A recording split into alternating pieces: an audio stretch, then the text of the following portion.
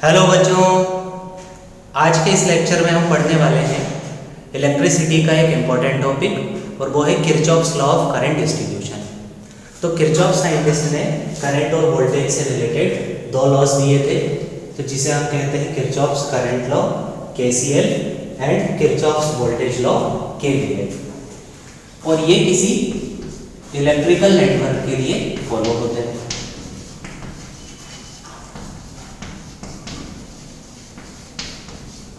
तो सबसे पहले हम देखते हैं कि एक इलेक्ट्रिकल नेटवर्क क्या होता है। तो ऐसा कोई भी इलेक्ट्रिकल सर्किट जिसमें कम से कम एक EMF और एक रेजिस्टेंस लगा, तो इस सर्किट को हम कहते हैं एक इलेक्ट्रिकल नेटवर्क। तो इसे हम मान लेते हैं कि ये रहा ABCD एक इलेक्ट्रिकल नेटवर्क। तो इसमें कंडीशन ये है कि मिनिमम एक EMF और एक रेजिस्टेंस होना चाहिए, लेकिन यदि आप चाहो तो इसमें एक से ज़्यादा EMF या रेजिस्टेंस को ऐड कर सकते हो। तो मैं मान लेता हूँ ये रेजिस्टेंस रहा R1, ये रहा R2 और इसे हम बना लेते हैं EF। तो इस इलेक्ट्रिकल नेटवर्क को जब आप देखते हो तो यहाँ पर हमारे पास ABCDEF ये सारे पॉइंट्स हैं, लेकिन इसमें B पॉइंट और C पॉइंट थोड़े से डिफरेंट है। और इसमें हमें क्या दिख रहा है कि ये जो पॉइंट है इन पर दो ब्रांचेस निकली हुई हैं। जैसे यहाँ से हम आगे बढ़ते हैं तो ये दो ब्रांच निकली हुई हैं, यहाँ से आगे बढ़ोगे तो दो ब्रांच निकली हुई हैं।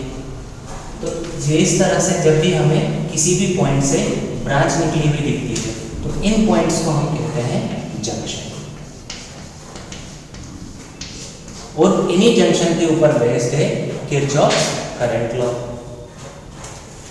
इसके अलावा हमें दिख रहा है कि इस सर्किट में छोटे छोटे क्लोज्ड सर्किट हैं, ये दो।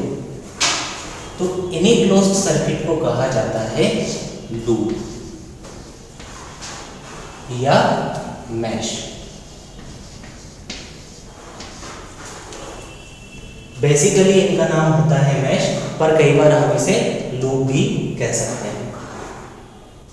और इन लूप या मैश के ऊपर बेस्ड होता है किरचॉफ्स वोल्टेज लॉ KVL। तो हम सबसे पहले देखते हैं किरचॉफ्स करंट लॉ कैसे है। So according to Kirchhoff's current law, at any junction, किसी भी जंक्शन पर the algebraic sum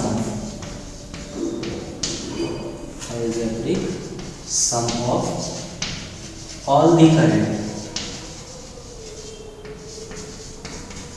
is always 0।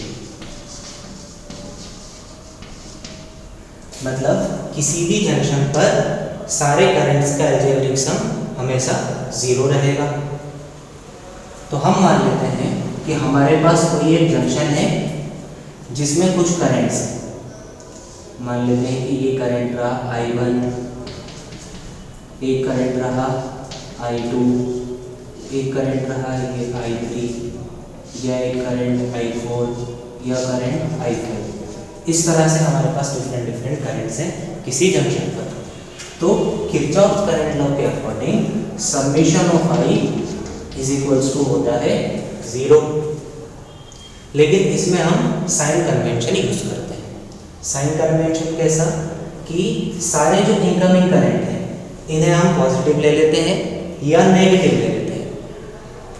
लेकिन यदि इसे पॉजिटिव लिया है इनकमिंग को तो आउटगोइंग को हमें नेगेटिव लेना है, और यदि इनकमिंग को नेगेटिव लिया है तो आउटगोइंग को हमें पॉजिटिव लेना है। तो इनके अपोजिट साइन होना चाहिए हमेशा। तो हमें दिख रहा है I1 और I2 ये इनकमिंग है, तो हम इन्हें पॉजिटिव लेंगे। हमें यहाँ से मिलेगा I1 प्लस I2। क्योंकि हमने इनकमिंग को पॉजिटिव लिया है इसलिए आउटगोइंग को नेगेटिव लेना पड़ेगा। तो ये I3, I4 और I5 को हम नेगेटिव ले लेते हैं।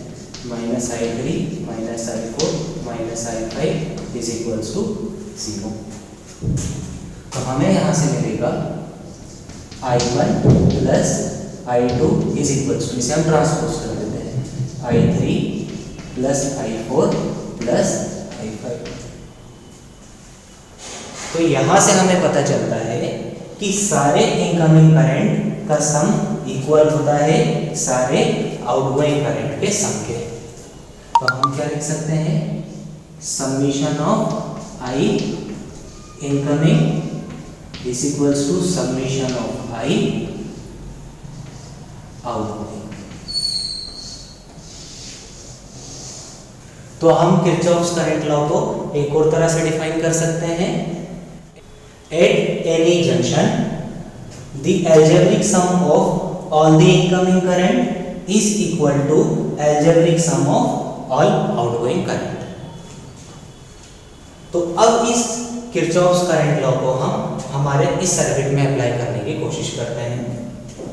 तो हम मान लेते हैं कि ये जो EMF है इसके कारण इस सर्किट में से I करंट फ्लो हो रहा था। तो ये I करंट इसके पॉजिटिव टर्मिनल से नेगेटिव टर्मिनल की डायरेक्शन में फ्लो होगा। लेकिन यहाँ पर एक जंक्शन है D, यहाँ से दो ब्रांच निकली हुई है, इसलिए करंट भी दो ब्रांच में अलग अलग चला जाएगा। इसमें मान लेते हैं करंट है I1, इसमें करंट I2।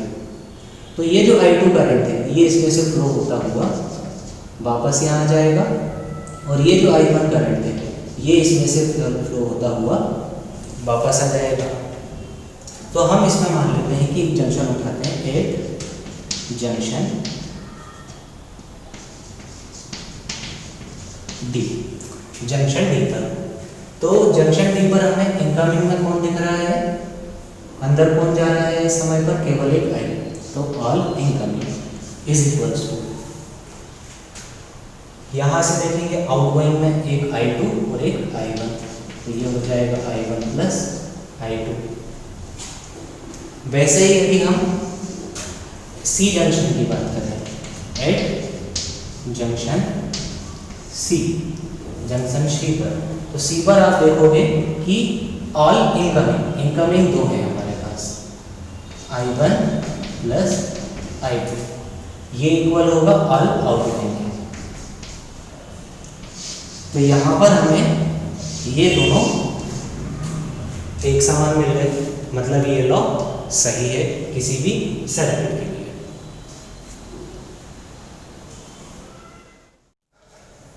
तो बच्चों अब हम देखते हैं किरचॉफ्स वोल्टेज लॉ KVL, और ये वैलिड है किसी भी लूप के लिए। तो यहाँ पर हमारे पास तीन लूप हैं, एक लूप ये रहा A B C D, ये एक लूप है। दूसरा लूप हो जाएगा C D E F, और तीसरा लूप हो जाएगा A B E F। तो हमारे पास तीन लूप है, और इन तीनों लूप में इस KVL को हम अप्लाई कर सकते हैं। तो KVL है क्या, सबसे पहले ये देखते हैं। तो according to Kirchhoff's voltage law, the algebraic sum of all the EMF, सारे EMF का algebraic sum is equal to algebraic sum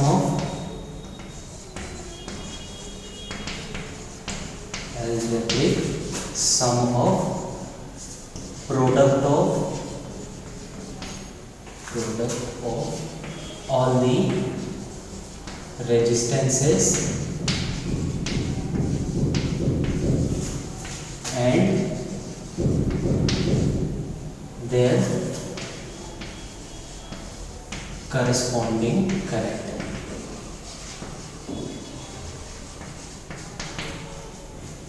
इसका मतलब है कि यदि हमारे पास कोई एक सर्किट है जिसमें कुछ EMF लगे हो, इसमें तो हमारे पास केवल एक ही EMF है, तो हम इसमें एक और EMF लगा देते हैं। तो ये हमारा पुराना सर्किट था, तो अब ये हो गया नया सर्किट, इसमें हमारे पास दो EMF है। तो ये लॉ हमें बताता है कि sum algebraic sum of all the EMF, मतलब इन दोनों EMF का एल्जेब्रिक सम ये इक्वल होता है product of algebraic sum of product of all the resistances and their corresponding current. मतलब all the resistances and their corresponding current. तो corresponding current का क्या मीनिंग है, तो हम इसको एक किसी भी लूप में अप्लाई करके देख लेते हैं। तो हम लेते हैं इन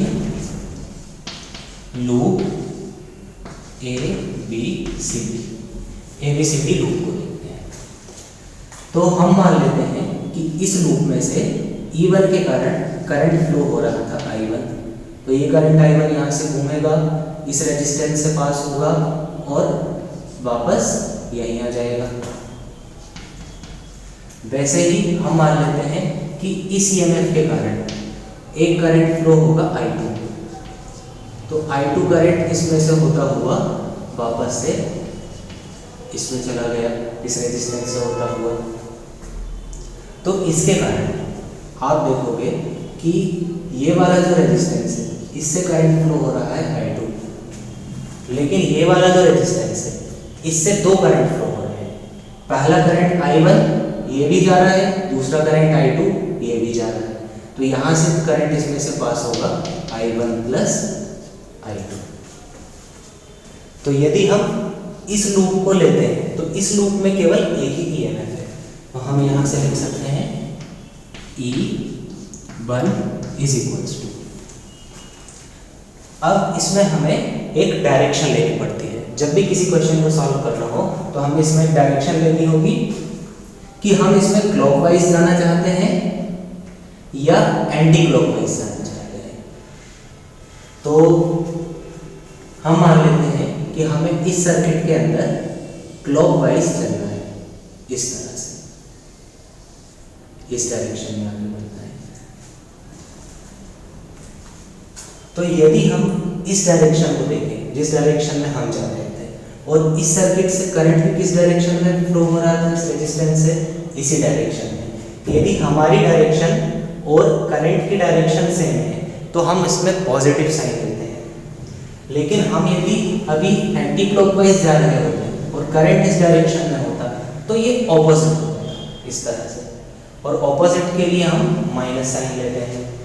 तो अभी इस लूप में हम यदि देखें तो हमारी डायरेक्शन भी इस तरफ है, रेजिस्टेंस में करंट की डायरेक्शन भी इस तरफ है, तो ये एक पॉजिटिव साइन होगा। तो हम इसमें लिखेंगे प्लस I1 प्लस I2, क्योंकि उसमें से करंट फ्लो हो रहा है I1 प्लस I2, और इनटू R1। तो ये रहा लूप ABCD के लिए। वैसे ही यदि हम चाहें तो लूप इन लूप ये वाला लूप भी ले सकते हैं, ABEF। अब आपको केवल इस लूप के अंदर नहीं घूमना है, आपको इस पूरे लूप के अंदर घूमना है। तो इसे हम इस दूसरे कलर से देख लेते हैं। हम मान लेते हैं कि हमें इस तरह से इस डायरेक्शन में मूव होना है, इस तरह से। तो सबसे पहले हम देखते हैं समेशन ऑफ E। तो ये वाला जो EMF है, ये EMF इस डायरेक्शन में करंट फ्लो कराना चाह रहा था, और हम भी इसी डायरेक्शन में आगे बढ़ रहे हैं। EMF भी इसी डायरेक्शन में, हम भी इसी डायरेक्शन में, तो पॉजिटिव साइन। तो ये हो जाएगा प्लस E1। अब इसके बाद हम आगे बढ़े और इसके पास पहुंचे। तो ये वाला जो EMF है, ये EMF इस डायरेक्शन में करंट फ्लो करना चाह रहा था ऐसा, लेकिन हम इस डायरेक्शन में आगे बढ़ गए। तो ये इस डायरेक्शन में, हम इस डायरेक्शन में, ऑपोजिट हो गया ये। तो ऑपोजिट है तो हम यहां पर लेंगे माइनस साइन। तो ये हो जाएगा E2। तो ये इक्वल हो जाएगा समेशन ऑफ IR। इसे मैं IR लिख देता हूँ, IR, ताकि ये अच्छे से लिख सकें हम। तो सबसे पहले हम देखते हैं कि ये वाला रेजिस्टेंस, ये है R2, और इस रेजिस्टेंस में से करंट किस डायरेक्शन में फ्लो हो रहा है। तो आप देखोगे करंट इस डायरेक्शन में फ्लो हो रहा है, लेकिन हम उस डायरेक्शन में जा रहे हैं। तो करंट इस डायरेक्शन में, हमारा मोशन उस डायरेक्शन में, तो नेगेटिव साइन हम यहाँ पर लेंगे माइनस I2। इसमें से करंट I2 फ्लो हो रहा है, तो हमें ये एक वैल्यू मिल गई। अब यदि इसके अलावा हम केवल यही एक लूप लेना चाहते हैं, केवल यही वाला एक लूप, छोटा वाला, यदि हम देखें इन लूप CDEF में देखें, तो हमें पता चलेगा कि यदि हम इस डायरेक्शन में जाते हैं तो ये जो EMF है ये नेगेटिव है, क्योंकि ये इधर की तरफ आना चाह रहा है, हम उस तरफ जा रहे हैं।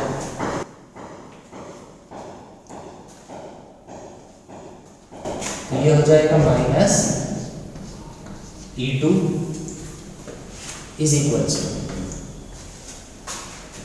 अब हम इससे जब पास होते हैं तो इसमें से करंट इस डायरेक्शन में फ्लो हो रहा है, सॉरी इसमें से करंट इस डायरेक्शन में फ्लो हो रहा है और हम इस डायरेक्शन में जाना चाह रहे हैं, तो ये माइनस साइन हो जाएगा।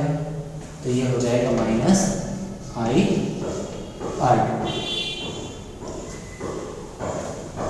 फिर हम यदि इसे देखें तो इसमें से जो करंट पास हो रहा है वो इस डायरेक्शन में हो रहा है और हम इस डायरेक्शन में जा रहे हैं, तो ये भी नेगेटिव हो जाएगा।